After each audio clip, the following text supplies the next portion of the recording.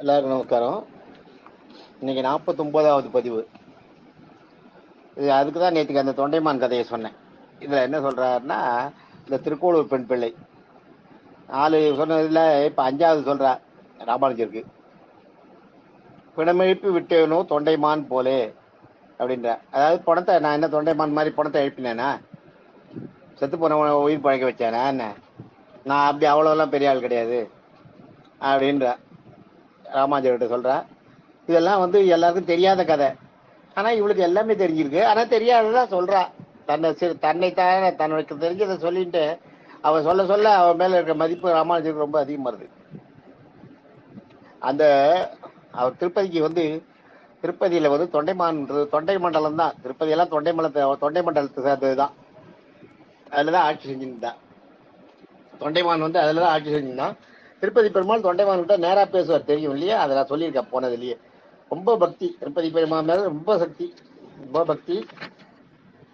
திருப்பதி பெருமாள் வந்து ராமானுஜருக்கு வந்து திருப்பதி பெருமாள் வந்து இந்த தொண்டைமானுக்கு நேராகவே உபதேசம் பண்ணார். 7 நாழிகை. அது 7 நாழிகை இருந்த மாதிரியே அவர் கூட தொண்டைமான் கூட 7 நாழிகை இருப்பாரா. 7 உபதேசம்னு ஒன்று இருக்கு. 7 தத்துவ பொருள்னு போர். அதுக்கு 7 தத்துவ உபதேசம்னு 7 தத்துவ பொருள்னு ஒன்று தொண்டைமானுக்கு வந்து வெங்கடாஜலபதியே சொன்னது. பெருமாளே திருவேங்கடமுடையானே நேராக அவர் கூட பேசிட்டு இருக்கும்போது சொன்னது. நான் வந்து மோட்சத்தை அடையறதுக்கு நான் என்ன பண்ணணும்னா இந்த 7 தத்துவத்தை சொன்னாராம் அவர். என்னன்னா, தேகமே ஆத்மா என்பதை மறக்க வேண்டும். இந்த தேகம் தான் ஆத்மான்னு நினைக்கக்கூடாது. ஆத்மா வந்து பரம்பொருள் பெருமாள். இந்த தேகம் தான் ஆத்மான்றதை அதை மறக்கணும் மனசுல.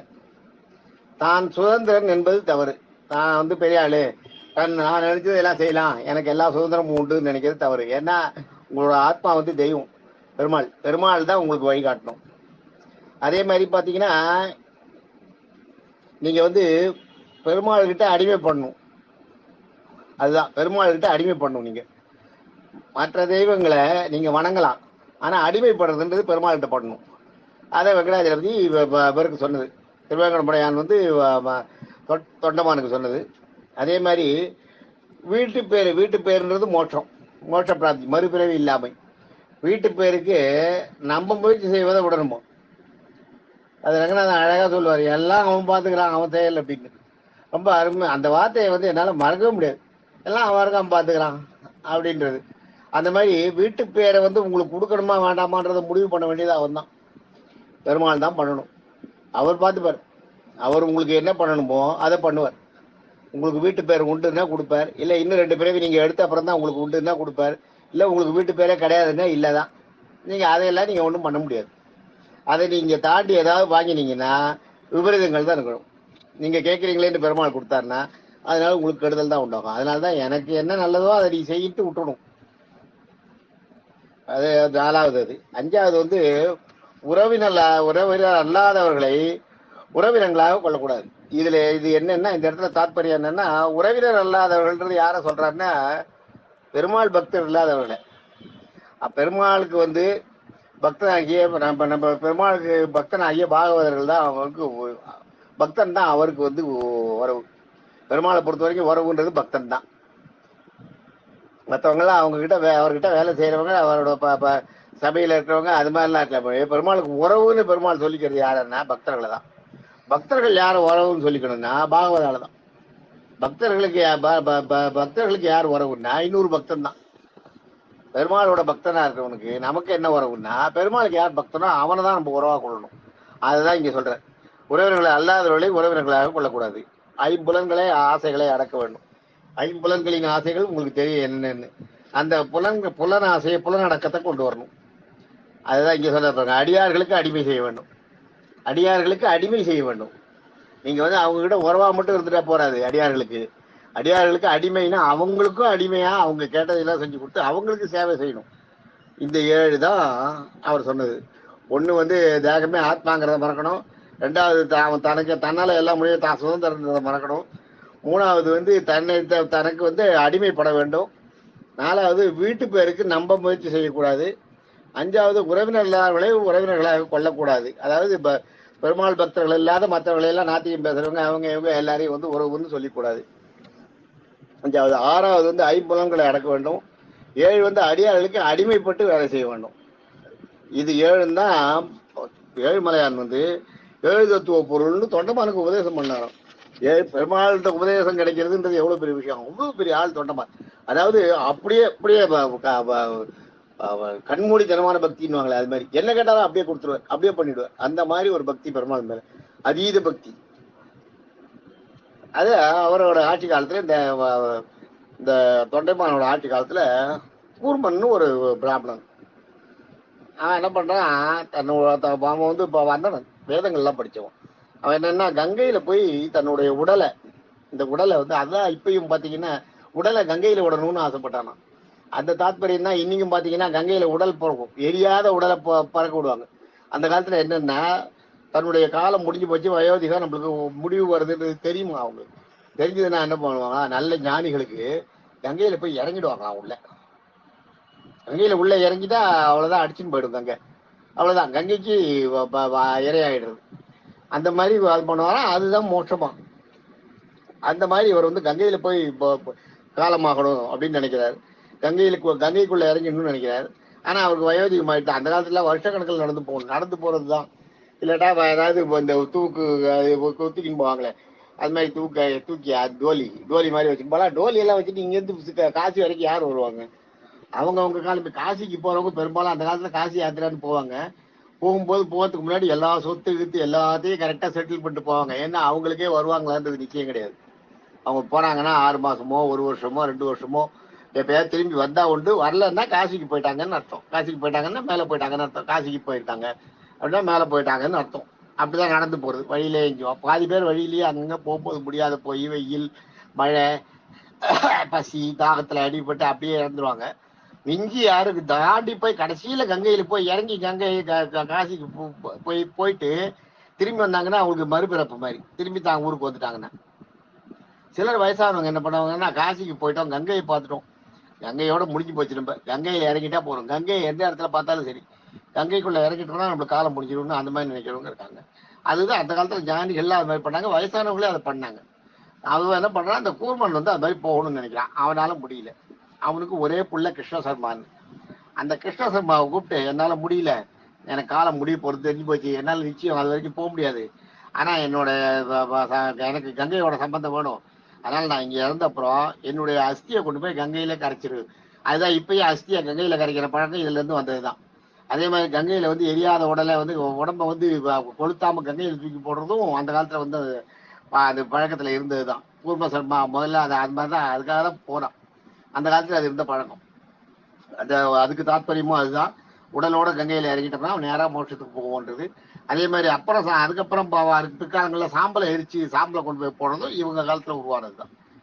அதனால என்ன பண்றேன், என் சாம்பளத்தை இது பண்ணி கொடுத்துரு, என் சாம்பலை கொண்டு போய் கங்கையில கரைச்சிரு அப்படின்னு தன் பிள்ளை கிட்ட சொல்லிட்டு காலமாயிட்டார். காலமானவுடனே அவர் இறந்து போயிட்டார். அந்த கிருஷ்ண சர்மா என்ன பண்ற, தொண்டைமானோட ராஜ்யம் இல்லையா, தன் மகளையும் மகனையும் மனைவியும் மகனையும் வீட்டுல வச்சுட்டு அவங்க கிட்ட சொல்லல, நேரா தொண்டைமான் ராஜா கிட்ட வந்து, இப்ப போலீஸ் ஸ்டேஷன்ல வந்து வீட்டை பூட்டு போனீங்கன்னா எழுதி வச்சுட்டு போங்கன்றாங்க பாருங்க, அதே மாதிரி அங்க போய் ராஜா கிட்ட இது மாதிரி நான் போறேன், என் மகளையும் மகனையும் நீ தான் பாத்துக்கணும் அப்படின்னு சொல்லிட்டு கிளம்புற. காசி யாத்திரை போறவங்களும் அந்த காலத்துல ரொம்ப எல்லா வசதியும் பண்ணி கொடுத்து ராஜாக்கள்லாம் அதை அனுப்புவாங்க. ஏன்னா காசி யாத்திரை போறதுன்றது பெரிய விஷயம், கங்கைக்கு யாத்திரை போறதுன்றது பெரிய விஷயம். காசி யாத்திரை அவர் கிளம்புறாருன உடனே இந்த கிருஷ்ண சர்மா கிளம்புறாருன்னு எல்லா வசதிகளையும் பண்ணி கொடுத்து அவருக்கு எல்லா ஏற்பாடையும் பண்ணி கொடுத்து அவருக்கு தேவையான பொன் பொருள் வழி செலவுக்கு பணம் எல்லாத்தையும் கொடுத்து திரும்பி வர வரைக்கும் பணம் கொடுத்துட்டு கிளம்புறாரு. கிளம்பும்போது என் பிள்ளையும் பொண்ணு வீட்டுல இருக்காங்க பாத்துக்கோ அப்படின்னு சொல்லிட்டு, என் மனைவியும் மகனும் வீட்டுல இருக்காங்க பாத்துக்கோ அப்படின்னு சொல்லிட்டு போறாரு கிருஷ்ண சர்மா. ராஜா ஆக அதனால அதுக்கு என்ன பார்த்துட்டா போச்சுட்டு போயிரு. போன உடனே அவன் போயிடுறான். இந்த தொண்டைமான் அதை ஒத்துன்றதோட சரி, அதோட மறந்தே போயிடுறான் அவங்க 2 பேரும் அங்க இருக்காங்கன்றது. அவ்வளவுதான். இது போனான் கிருஷ்ண சர்மா, போனா காசியில போய் எல்லாத்தையும் பண்ண. காசியில அவங்க அப்பா ஏன்னா தொண்டமான் நிறைய பணம் கொடுத்து வச்சிருக்கான் இல்லையா, தொண்டமான் ராஜா நிறைய பணம் கொடுத்துருக்கத வச்சுட்டு அழகா போனா போய் காசியில எல்லாத்தையும் பண்ணிட்டு திரும்பி வந்துட்டான். திரும்பி வந்துட்டு தொண்டமான்கிட்ட, நான் வந்து என் ஊருக்கு போறேன், நான் நீ கொடுத்ததுனால தான் என்னால இவ்வளவு வசதியா என்னால வாழ முடியுது, நான் என் மனைவி பொருளையும் வீட்டுல விட்டு போனேனே பாத்துக்க சொன்னேனே ஜாக்கிரதையா இருக்காங்களான்னு கேட்டேன். அப்பதான் தொண்டமானுக்கு சுரியில் அடிக்கிறது. ஆஹா, அவன் சொல்லிட்டு போனதை நம்ம பார்க்கவே இல்லையா, அந்த பசங்க ஒய்ஃபும் பையனும் எப்படி இருக்காங்களோ தெரியலையேன்ட்டு என்ன பண்ணா அந்த இது வந்து அந்த கிருஷ்ண சர்மா காசிக்கு போயிட்டு நேரா இந்த தொண்டமானை பார்க்கறதுக்கு தான் வராங்க. அதுக்கப்புறம் தான் வீட்டுக்கு போகணுன்ற ஐடியாவில் வரும். தொண்டமானை பார்க்கும்போது தொண்டமான் என்ன பண்ணிடுறார், கிருஷ்ண சர்மாவை ஆக அதெல்லாம் நல்லா இருக்காங்க இங்கேயே அவங்க இப்போ வந்து திருவேங்கடமுனை அந்த யாத்திரை போயிருக்காங்க, திருப்பதி யாத்திரை போயிருக்காங்க. அவன் வந்துருவாங்க. வந்த உடனே அவங்க நான் உங்ககிட்ட கொண்டு விடுறேன், அது வரைக்கும் நீங்க இருந்து அவரை மெதுவாக சமாதானப்படுத்தி அங்கே வச்சுட்டு இவன் என்ன பண்றான், திருப்பதி பெருமாள் கிட்ட போறான். அது அவங்க வீட்டில் போய் பார்க்கறான். கிருஷ்ண சர்மாவும் கிருஷ்ண சர்மாவோட மனைவியும் மகனும் இருக்க வீட்டில் போய் பார்த்தா அவங்களுக்கு சாப்பாடு எதுவுமே கிடைக்காத திண்டாடி அப்படியே உடம்பு இருந்து அழுகி தோலெல்லாம் போயிட்டு எலும்பு கூடு மட்டும் கீழே கிடக்கு. பார்த்த உடனே தொண்டைமானுக்கு வந்து தன்னுடைய ராஜ்யத்துல மிகப்பெரிய தவறு பண்ணிட்டோம் அப்படின்னு விலை வெளுத்து போறான். விலை வெளுத்து போனோடனே என்னன்னா நேரா இவனுக்கு ஏதாவது கஷ்டம் ஆபத்துன்னு வரும்போது திருப்பதி பெருமாள் தானே ஃப்ரெண்டு, திருப்பதி பெருமாள்கிட்ட போறான். திருப்பதி பெருமாளுக்கும் இவன் அரண்மனைக்கு நடுவுல வந்து ஒரு சுரங்கப்பாதையை வச்சிருந்தான். அந்த சுரங்கப்பாதை வழியா நைட்ல போயிடுவான். நான் திருப்பதி பெருமாள்கிட்ட பேசுறதுக்கு போயிடுறான். போய் திருப்பதி பெருமாள்கிட்ட போய் அப்படியே சரணடைகிறான். பெருமாளே, நான் இந்த மாதிரி தப்பா எடுத்து மறந்து போச்சு, எனக்கு இந்த மறதியை கொடுத்தது நீ தானே இந்த மறதியை கொடுத்த. அப்புறம் எதுக்கு அந்த அவனை வந்து அந்த கிருஷ்ண சர்மாவை வந்து என்கிட்ட மனைவியும் போதையும் பார்த்துக்கோன்னு சொல்ல வச்ச.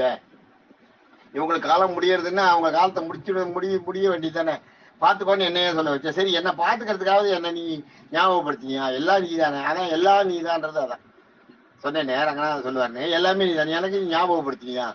நான் எனக்கு ஒரு மறதியை கொடுத்தது நீ தானே. இப்ப அந்த அவங்க 2 பேரும் இறந்து போயிட்டாங்களே, என்னோட அரச ஆட்சியில வந்து மிகப்பெரிய குற்றம் நடந்து ஒரு கொலையாளி ஆயிட்டுனா நீ எனக்கு வழி சொல்லு, இல்லைன்னா நான் இங்கேயே செத்து போறேன் அப்படின்னா அந்த திருப்பதி பெருமாள்கிட்ட நான் தகன்னு ஒரு கத்தி இருக்கும். அந்த கத்தி எடுத்துட்டார். அந்த கத்தி எடுத்துட்டு நான் என் வயத்துல குத்தி நான் இப்பயே சாகிறேன் அப்படின்னு கத்தி எடுத்துன உடனே திருப்பதி பெருமாள் இரு தொண்டைமான் இரு அப்படின்ட்டு கத்தியை வாங்கி வச்சுட்டு என்ன பண்றாரு, பெருமாளோட தீர்த்தத்தை கொடுக்குறேன். பெருமாளுக்கு அன்னைக்கு பூஜை பண்ண தீர்த்தத்தை பெருமாள் கையால எடுத்து தொண்டைமான்கிட்ட இதை எடுத்துட்டு போய் அதை அவங்க மேல தெளி, அவங்க எழுதிடுவாங்க அப்படின்றார். உடனே எடுத்துட்டு வர திருப்பதி பெருமாள் சேவிச்சுட்டு எல்லாம் பண்ணிட்டு அந்த சுரங்க பாதை வழியா வந்து நேராக அவங்க வீட்டில் போய் அந்த எலும்பு கூடு மேலே இந்த தண்ணி பெருமாள் தீர்த்தத்தை தெளிக்கிறார். தெளித்த உடனே எலும்பு கூடு உயிராயிடுறது. தூங்கி எழுந்த மாதிரி அவங்க 2 பேரும் எழுந்திருக்காங்க. எழுந்த உடனே ராஜாவுக்கு ரொம்ப சந்தோஷம். அப்பா, எவ்வளோ பெரிய கொலைப்பழி என் மேலே விழுறது, தப்பிச்சமேட்டு நேராக கூட்டின்னு போய் கிருஷ்ண சர்மா கிட்ட கூட்டின்னு போய் இதோ பிள்ளையும் மனைவியும் இதோ இருக்காங்கன்னு காட்டுறான். அவங்க 2 பேரையும் பார்த்த உடனே இந்த கிருஷ்ண சர்மா என் பிள்ளையும் மனைவியும் இவ்வளவு லட்சணமா இல்லையே, இவங்க முகத்துல வந்து ஒரு தேஜஸ் இருக்க, ஒரு ஒளி இருக்க, இவங்களை வந்து நீ என்ன கொடுத்த, இவங்களுக்கு சாப்பிடறதுக்கு நீ என்ன கொடுத்த, இவங்க எப்படி இவ்வளவு ஒளி பெற்றாங்க? முதல்ல நான் விட்டுட்டு போனப்பே அப்படி இல்லையே. அதுவும் என்னோட பராமரிப்பு போஷாக்கு இல்லாதப்ப அவங்க இன்னும் டவுனா தான் போகணுமே ஒழிய இவ்வளவு கலையும் ஒரு முகத்துல ஒரு ஒளியும் இவங்களை பார்த்தாலே வந்து கையெடுத்து சேவிக்கணும் போல எனக்கு தோன்றது. என்ன பண்ணேன்னு கேட்கிற தொண்டமான்கிட்ட. இவங்களுக்கு என்ன நீ கொடுத்த, என்ன மருந்து கொடுத்த?